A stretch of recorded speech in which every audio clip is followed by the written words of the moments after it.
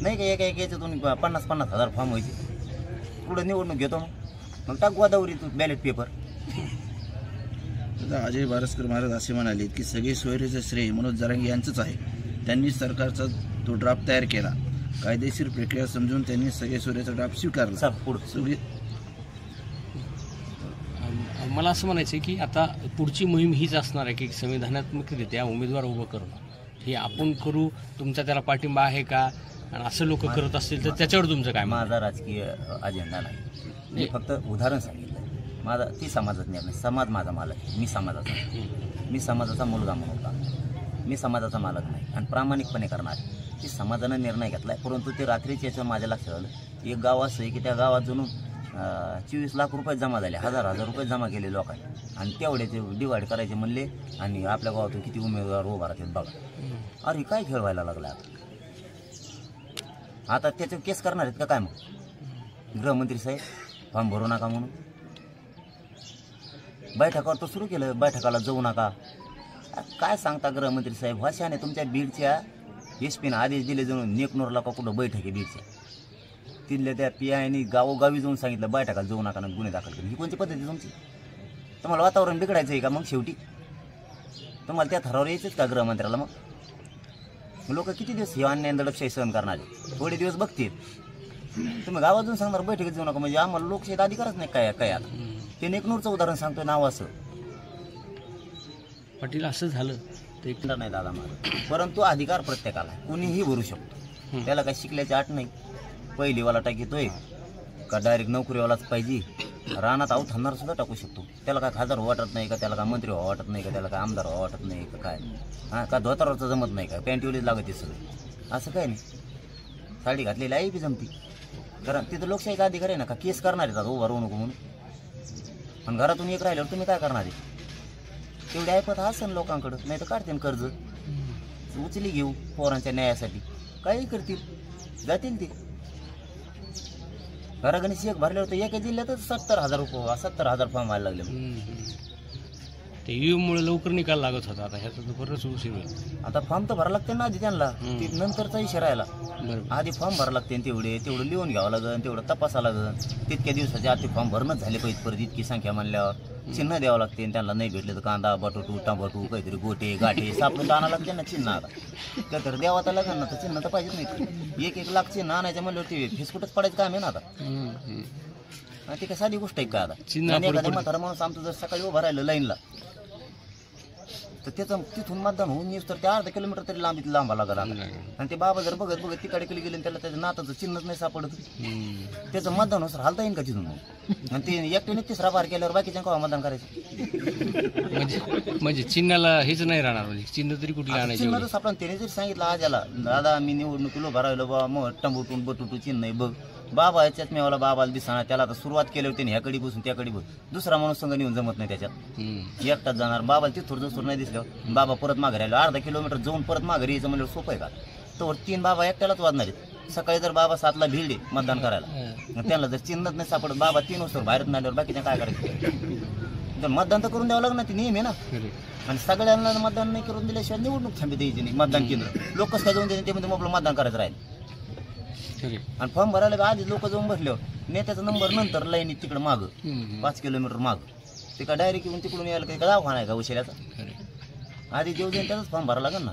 पैसे कसे मोजायचे काय करायचे लोक कसे पैसे आणतात त्याची पंचायती परत चिल्लर आणतात का नोटात आणतात. आणि इतक्या जणांच्या गोण्या मोजायच्या म्हणल्यावर 50-60 हजार लोकांचे.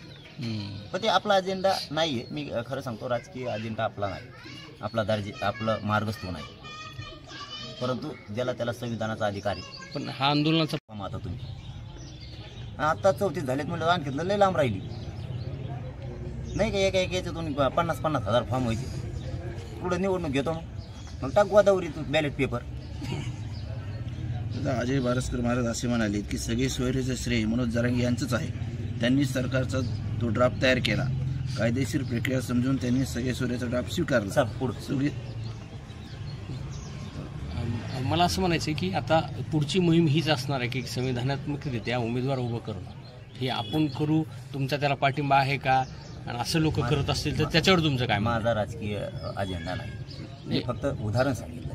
माझा ती समाजाचा निर्णय, समाज माझा मालक आहे, मी समाजाचा मी समाजाचा मुलगा म्हणून का मी समाजाचा मालक नाही आणि प्रामाणिकपणे करणार आहे. ती समाजानं निर्णय घेतला आहे. परंतु ते रात्रीच्या याच्यावर माझ्या लक्षात आलं, एक गाव असं आहे की त्या गावात जणू 24 लाख रुपये जमा झाले, हजार रुपये जमा केले लोकांनी आणि तेवढ्याचे डिवाईड करायचे म्हणले आणि आपल्या गावातून किती उमेदवार उभा राहतात बघा. अरे काय खेळ व्हायला लागला आता त्याच्यावर केस करणार आहेत का काय? मग गृहमंत्री साहेब फॉर्म भरू नका म्हणून बैठकावर तर सुरू केलं, बैठकाला जाऊ नका. काय सांगता गृहमंत्री साहेब? भाषाने तुमच्या बीडच्या एसपीनं आदेश दिले जाऊन नेकनूरला का कुठं बैठक आहे बीडच्या, तिथल्या त्या PIने गावोगावी जाऊन सांगितलं बैठकाला जाऊ नका ना गुन्हे दाखल करून. ही कोणती पद्धती तुमची? तुम्हाला वातावरण बिघडायचं आहे का मग शेवटी? तुम्हाला त्या थरावर यायचंच का गृहमंत्र्याला? मग लोक किती दिवस हे अन्याय दडपशाही सहन करणारे? थोडे दिवस बघतील. तुम्ही गावात जाऊन सांगणार बैठकीत जाऊ नका म्हणजे आम्हाला लोकशाहीत अधिकारच नाही काय काय? आता ते नेकनूरचं उदाहरण सांगतो नाव असं पाटील असं झालं ते नाही दादा माझा. परंतु अधिकार प्रत्येकाला आहे, कुणीही भरू शकतो. त्याला काय शिकल्याची आठ नाही. पहिलीवाला टाकीतोय का डायरेक्ट नोकरीवालाच पाहिजे? रानात अवथांणार सुद्धा टाकू शकतो. त्याला काय खासदार वाटत नाही का? त्याला काय मंत्री व्हावं वाटत नाही का? त्याला काय आमदार व्हावं वाटत नाही का? काय हां का धोताराचं जमत नाही का? पॅन्ट एवढीच लागते सगळे असं काय नाही. साडी घातलेली आहे बी जमती. कारण तिथं लोकशाहीचा अधिकार आहे ना. का केस करणार आहेत उभा राहू नको म्हणून? आणि घरातून एक राहिल्यावर तुम्ही काय करणार आहे? तेवढी ऐपत असेल लोकांकडं, नाही तर काढतील कर्ज उचली घेऊ पोरांच्या न्यायासाठी. काही करतील, जातील ते. घरागणीच एक भरल्यावर तर एका जिल्ह्यातच 70,000 फॉर्म व्हायला लागले. ते EVM-मुळे लवकर निकाल लागत होता. आता ह्याचं तर बरंच उशीर होईल. आता फॉर्म तर भरावं लागते ना आधी त्यांना. ते नंतरचा इशारा राहिला. बरोबर. आधी फॉर्म भरावं लागते तेवढं लिहून घ्यावं लागेल, तेवढं तपासावं लागेल. तितक्या दिवसाच्या आधी फॉर्म भरणंच झाले पाहिजे. परत इतकी संख्या म्हणल्यावर चिन्ह द्यावं लागते. त्यांना नाही भेटले तर कांदा बटाटू टमाटू काहीतरी गोटे गाठे सापडून आणावं लागते ना चिन्ह. आता तर द्यावा तर लागेल ना. तर चिन्ह तर पाहिजेच नाही. 1 लाख चिन्ह आणायचं म्हणल्यावर ते फिसकुटच पडायचं काम आहे ना आता.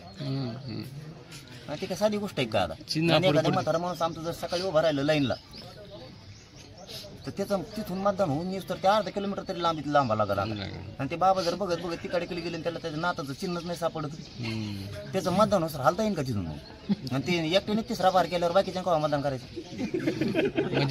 म्हणजे चिन्हाला हेच नाही राहणार. म्हणजे चिन्ह तरी कुठली आणायची? चिन्ह तर सापडा. त्याने जरी सांगितलं आज याला दादा मी निवडणुकीला उभा राहिलो बाबा मग टंबुटून बटुटू चिन्ह नाही बघ बाबा याच्यात मी बाबाला दिसणार. त्याला आता सुरुवात केली होती ह्याकडे बसून त्याकडे बघ.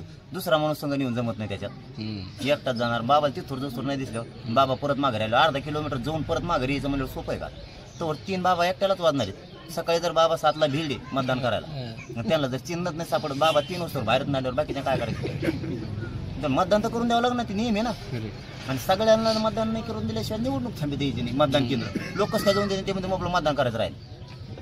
आणि फॉर्म भरायला आधी लोक जाऊन बसल्यावर नेत्याचा नंबर नंतर लाईनीत तिकडे माग 5 किलोमीटर माग. ते का डायरेक्ट येऊन तिकडून यायला काही दवाखाना आहे का उशिराचा? आधी जेव देऊन त्याचाच फॉर्म भरावा लागेल ना. पैसे कसे मोजायचे काय करायचे लोक कसे पैसे आणतात त्याची पंचायती परत चिल्लर आणतात का नोटात आणतात. आणि इतक्या जणांच्या गोण्या मोजायच्या म्हणल्यावर 50-60 हजार लोकांचे. पण ते आपला अजेंडा नाही आहे. मी खरं सांगतो राजकीय अजेंडा आपला नाही. आपलं मार्गस्थ नाही. परंतु ज्याला त्याला संविधानाचा अधिकार आहे. पण हा आंदोलनाचा आता तुम्ही आता 34 झालेत म्हणलं आणखी लय लांब राहिली नाही का? एका याच्यातून 50-50 हजार फॉर्म व्हायचे. पुढे निवडणूक घेतो मग टाक गोदावरी तू बॅलेट पेपर